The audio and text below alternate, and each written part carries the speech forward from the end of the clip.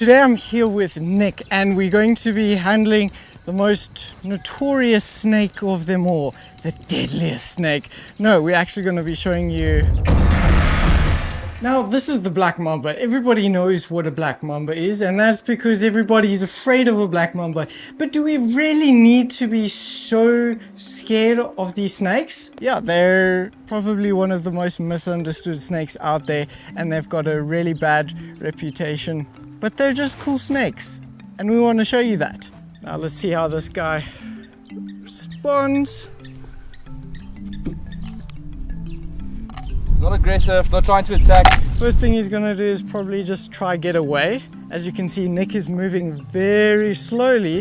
He's not running around the snake because then the snake's gonna get pretty agitated and afraid. If you actually get privileged to spend time with any sort of mamba, whether that being a wild black mamba or a captive black mamba, you'll find that yes, they are very nervous and twitchy snakes, but they're actually just really afraid of you, and that's all. So most of the bites that we see are people obviously accidentally cornering them or threatening them, but every now and then we see a bite where someone will surprise one of them. So they'll curl up and fall asleep, and suddenly you walk past and they have a fright and they wake up and they bite. And we've seen a few bites like that. One farmer came past with a motorbike looking at his wildebeest, and as he stopped and put his leg down, he put it right next to a mamba, and the snake shot up and bit him in the leg.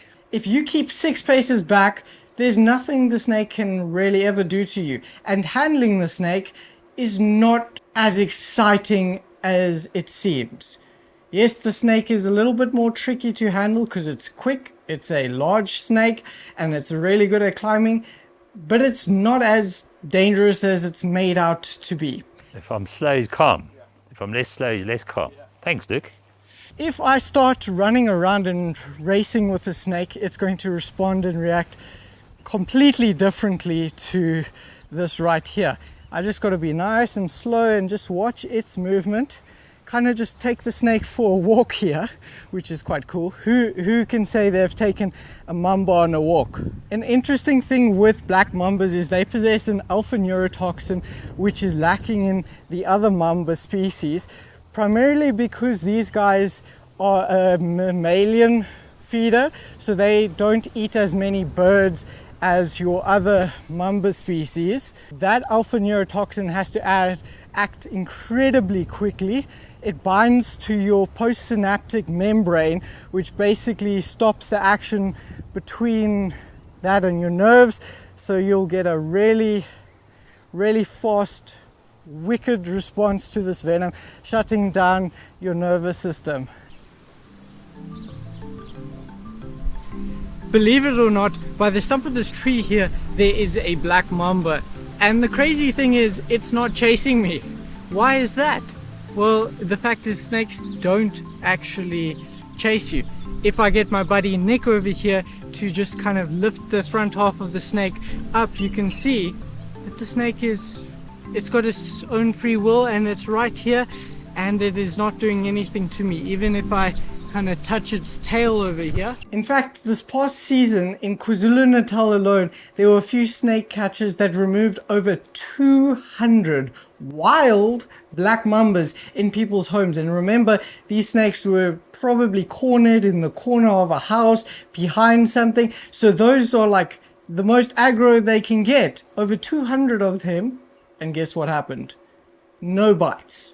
Not a single bite from a single black mamba, and the guys were all safe. Yes, they are skilled professionals, but that just shows you that these snakes aren't as notorious as they might seem to be when you go search on social media. They have a really bad reputation, but they don't really earn that. They're a nervous snake. They're extremely nervous. They don't like people, they avoid people, and they're very quick to escape if you give them the chance. You can see his primary goal is to try get away from Nick right now. If I put it down, it's not coming to bite me. And if you let it go, what is he gonna do? He's gonna run.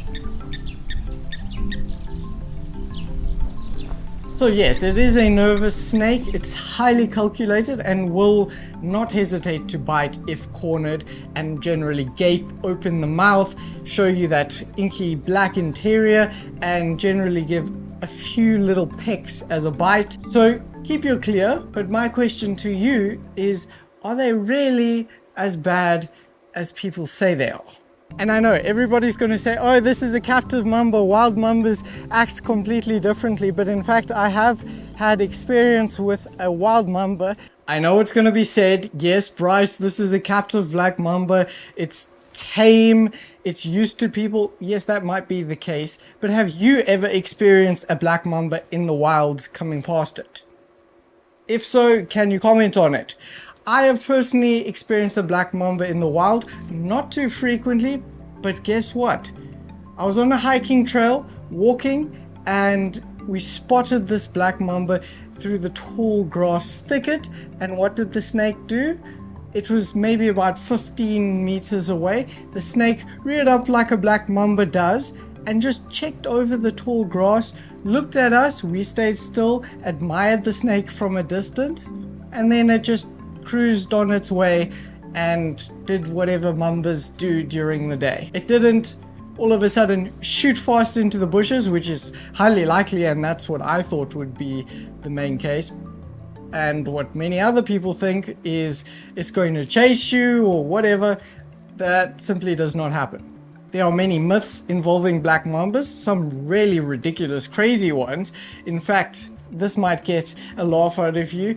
It is said that black mambas will bite its own tail if it's like at the top of a hillside, and then roll itself into a circle so it can roll down a hill even faster and chase you in order to bite you. It is also said that mambas will wait on the road, and then as you drive over it or whatever, it will fixate itself by the wheel well, and as you get out the car when you've reached your destination, this mamba will be there to bite you, because that's what mambas like doing. Not true. And yeah, on that, there's plenty more myths to go with it, like mambas rearing 80% of their body off of the ground. Guys, this is simply not true. There's no snake that can raise 80% of its body off the ground. Physically, that's just not possible. They just really want to avoid people, and that's the bottom line.